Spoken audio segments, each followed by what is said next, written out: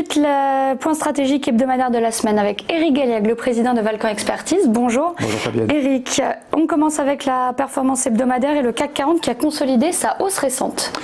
Consolidation, voire légère baisse suivant les points que l'on retient pour cette mesure.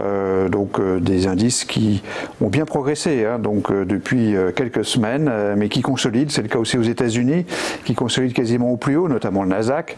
Et puis l'euro qui a progressé de 0,6% cette semaine.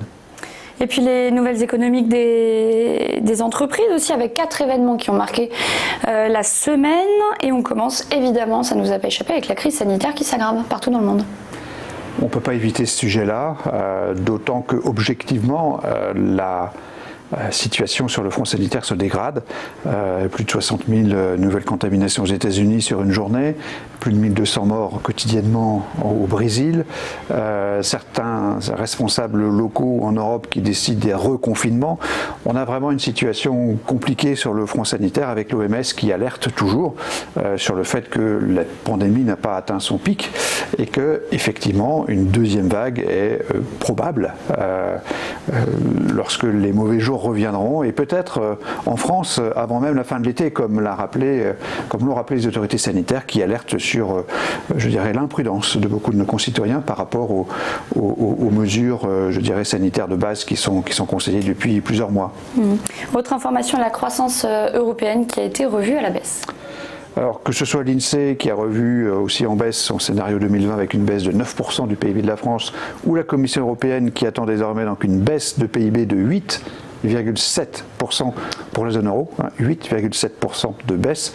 C'est une chute très importante qui est bien sûr liée à l'arrêt volontaire de l'économie.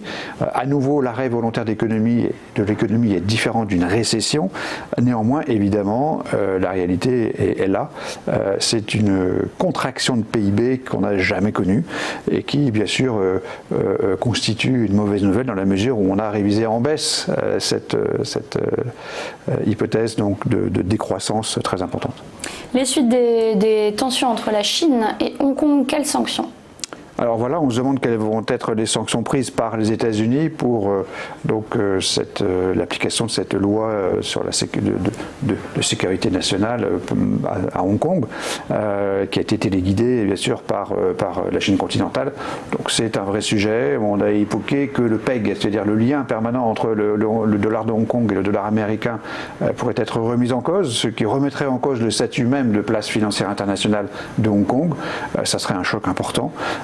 Et donc de toute façon, la baisse importante de M. Trump dans les sondages amène à imaginer qu'il va prendre des positions effectivement importantes pour, je dirais, mener des représailles contre la Chine et essayer par la même occasion de redorer son blason dans le cadre d'une élection qui paraît très compromise. Et puis on termine avec cette information, les ventes de Sodexo qui ont chuté très lourdement. Alors, ça nous ramène à la réalité, parce que c'est vrai que la bourse a tendance à faire un saut au-dessus de 2020 et de regarder que 2021, mais 2020 c'est la réalité, et donc nous entrons dans une période de publication donc de chiffre d'affaires et de résultats du second trimestre et donc du premier semestre. Alors Sodexo c'est une entreprise particulière, parce que c'est la seule entreprise qui publie, qui a une fin d'exercice au 31 août. C'est un peu particulier, donc là on a eu un exercice, un trimestre, pardon, de mars, avril, mai. Donc c'était en plein confinement. Donc les ventes ont chuté de 31%. Oui, donc on s'y attendait. Plus de 31%, on s'y attendait, mais c'est quand même moins 31,2% sur les ventes. C'est quand même très impressionnant. Alors, avec Sodexo est sensible au confinement.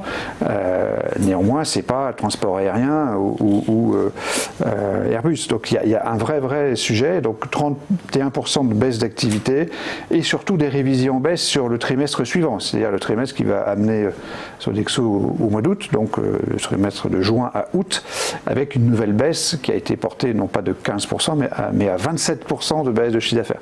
Donc c'est quand même très important et ça montre bien que les entreprises vont souffrir et que surtout, on va nous les montrer dans les jours et les semaines qui viennent, ce qui bien sûr en termes de news flow et d'actualité est pas très sympathique. Pas très sympathique, même un peu déprimant, et justement on va le voir avec la note de la semaine, vous faites la synthèse de ces 4 informations et forcément, eh bien c'est une mauvaise note. -4 pour la notation de l'actualité de la semaine. J'ai cherché des nouvelles positives, j'en ai pas trouvé, mis à part un article dans un organe communiste chinois qui indique que la bourse doit monter. Bon, à part ça, c'est quand même pas forcément une bonne nouvelle. Un peu faible. Donc objectivement, beaucoup de mauvaises nouvelles. Donc en termes économiques, la crise sanitaire qui s'aggrave, c'est quand même le sujet, rappelons-le, depuis le mois de février. C'est-à-dire qu'on a une pandémie mondiale qui affecte l'économie, donc ça c'est pas bon, donc ça se dégrade manifestement. Deuxièmement, une croissance européenne qui est encore révisée en baisse, c'est pas bon.